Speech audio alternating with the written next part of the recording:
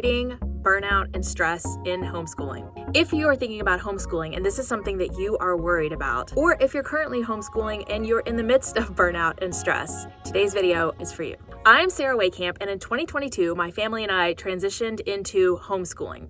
As I was going through the process of setting up our own homeschool, I kept wishing I had somebody to hold me by the hand and guide me through the process. I wish there was even a guide for the process, a step-by-step formula that I could follow to know what to do first, second, third, and what to do when problems arose. As I was going through the journey myself, I kept copious notes, photos, videos, voice memos, and at the end, I looked back and I thought, with this process, what can be improved? What are some mistakes that I made? And how would I change the process to make it better? I took all that information and created a map.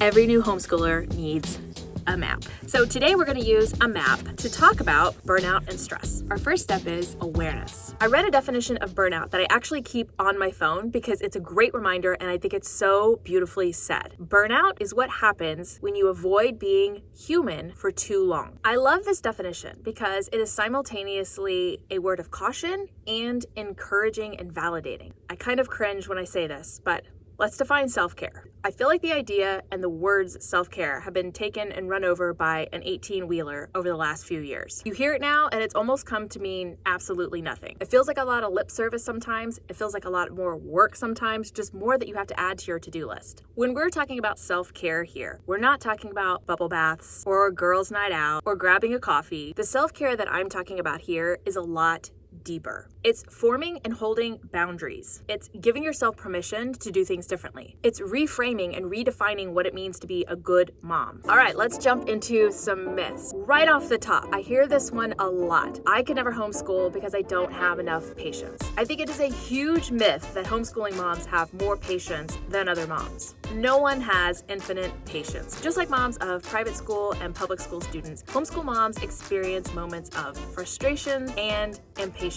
Another myth, homeschool moms should never experience overwhelm. It's easy to look at social media or Pinterest and think that all these homeschool moms have everything figured out, that they're at home with their aprons on, pulling carrots out of the garden while sitting quietly around the table discussing the day's events. This myth is especially dangerous because if you believe that homeschool moms never feel overwhelmed or shouldn't feel overwhelmed, it can lead to a lot of guilt and stress when you do feel overwhelmed. Another myth is that all homeschool moms enjoy every moment. Another myth is that burnout is irreversible. Some believe that once they hit burnout, there's no turning back, that they've failed and now they have to re-enroll their kids. The truth is that with proper self-care, support, and adjustments to the homeschooling approach, burnout can absolutely be reversed. And lastly, for some, it's a myth that homeschool moms don't need a break. I think a lot of people think if you're homeschooling, it means you enjoy, again, every moment with your kids and want to be doing that all day, every day. In truth, homeschool moms, just like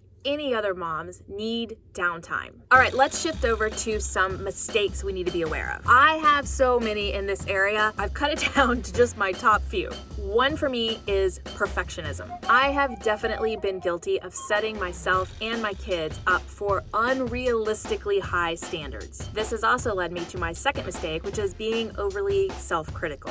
Negative self-talk and excessive criticism can very quickly lead you to feelings of stress and burnout. I've also made the mistake of ignoring my own emotional needs. There have definitely been times when I thought, that's great, Sarah, but you have to teach history now. You've got to just keep pushing forward. I've also made the mistake of not allowing myself enough downtime. You need time to yourself to just be you, not be mom, teacher, wife. And lastly, I have made the mistake of failing to delegate. Trying to do everything on my own, from teaching to household tasks to carpooling, can lead me to burnout. So what do we do about all this? Well, before we get to the action step, we gotta stop right here at mindset. If we skip straight to action and we don't talk about the mindset stuff, the action won't happen. It won't be sustainable. Let's go ahead and start with one of the biggest objections or limiting beliefs that moms often have. I know I myself did, and that is mom guilt. You may have the belief that you need to be the one that's teaching every class, or the belief that a good mom is able to be patient for the first 3 hours of every day, or a good mom cooks all 3 meals. Guilt comes up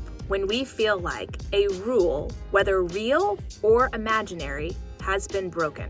So in these examples, the definition of a good mom is someone who is patient for the first 3 hours of the day, makes all the meals, and teaches all the classes. If you break one of those rules, you are a bad mom, and then the mom guilt starts. What we have to do is look at those definitions and see whether that rule that we have written is real or imaginary. In this case, it's imaginary. Once we acknowledge that that's imaginary, we can then redefine what it means to be a good mother. When you give yourself a broader definition of what it means to be a good mom, you have a lot more area to move around. So maybe a good mom makes one meal a day, and maybe she teaches most of the classes.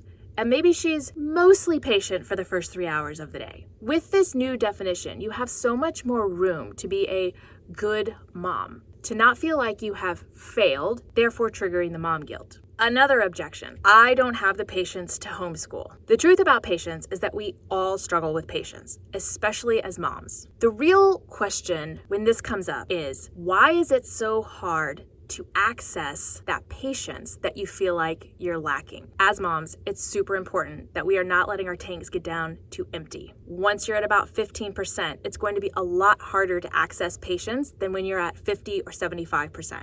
You should have warning lights and warning sounds going off around 20% to let you know it's time to refill the tank.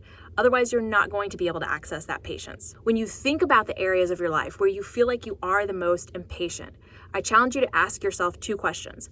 1, do I need more reserves in the tank before I do that item? Or 2, do I need more resources, or do I need to ask for help, or do I need to just care less about that thing? I hear so many other limiting beliefs and objections when I talk about burnout and stress. I'm gonna list a few of them here for you to maybe help validate for you that you are not alone if you have any of these thoughts. I have to do it all. I must be perfect. It must be perfect. Self-care is selfish. I have to keep up with other homeschoolers. I shouldn't ask for help. I can't take breaks. I must meet others' expectations of me. I shouldn't feel stressed. I'm alone in this. I should never get frustrated. I'm responsible for my child's every success or failure. I can't take time for my own interests. I shouldn't feel overwhelmed. I should prioritize academics over everything else. I should never get frustrated with my child. I shouldn't feel overwhelmed by housework. I should be available 24/7. I must always be productive. I can't seek professional help. I must prove the effectiveness of homeschooling. I could keep going. There are so many limiting beliefs and objections when it comes to thinking about homeschooling. And it absolutely makes sense. Society places such high expectations on moms to excel in so many different areas and to give so much of themselves. Okay, so what do we do with all of this? How do we avoid burnout and stress? We've done the awareness step. We've done the mindset step.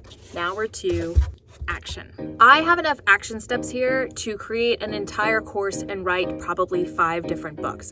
I'm going to condense it down today and try to give you a few takeaways that you can use right now. Number 1, you have to be able to give yourself permission to do things differently. You may need to actually write yourself a permission slip. Permission to take 15 minutes alone. Permission to meet up with a friend for lunch. Permission to not teach math today. Permission for our homeschooling to look different than our neighbors or our friends. I have written myself actual permission slips before, and there's something about seeing it written down in black and white that is so helpful and helps to keep me accountable. I've made some permission slips below if you want to print those out and write in for yourself what you need to give yourself permission to do. Permission to prioritize yourself is huge and will absolutely help you stay out of stress and burnout. Boundaries. Knowing what you will do and what you will tolerate in certain situations helps keep you out of burnout and stress. It's important that we're not just setting boundaries with our kids, but also with friends, neighbors, family, our spouse. This helps to preserve your energy, your patience, and your time. Finding outside accountability or support. I have been to, led, created various moms' night outs. And the thing that people find to be the best part about it is just hearing other stories. Knowing that other people are in the trenches with you somehow makes you feel less stressed out. Like, oh, we're all doing this. This is actually normal. I'm not failing. And those other ladies will have solutions for you. You'll find friendships, people who can send you funny memes or watch your kids or bring you a meal. 4th, being gentle with yourself, especially when this is all so new. The amount of mental load trying to figure out homeschooling is immense. So of course it makes sense that at the end of the day, you're maybe more exhausted than normal. Whatever you have to do to be gentle with yourself is very important right now. All right, we're to the last step. Process. It is a literal continual process to figure out how this is going to work for you. Eventually, it's all going to become a lot easier. You're going to miss the mark on self-care and patience and all of these other things, and that's okay. Oftentimes, I'll say, yep, I knew it when I said yes to that it was a bridge too far, and I did it anyway. I should have listened to my body. But that's good information for me for next time, to be able to better trust myself when I hear that, no, this is too much, come up. This is part of the process step, is looking back and reflecting on what's working, what isn't, where you were right, where you missed the mark, what needs to be improved upon, etc. I love helping moms with burnout and stress. So if you have any questions or concerns, please reach out to me. I am here to help and encourage you. In the next video, we're going to be talking about celebrating accomplishments and future planning. Thank you so much for watching today, and I'll see you next time. Bye. Let's get into it. That's what it says, right? Needs rests. Rests, plural. Your egg. When you start to still. I can't do it. You call that. And what need. And he can also see what kind of weather's blowing in and what. And he can also see what kind of weather is. I got this.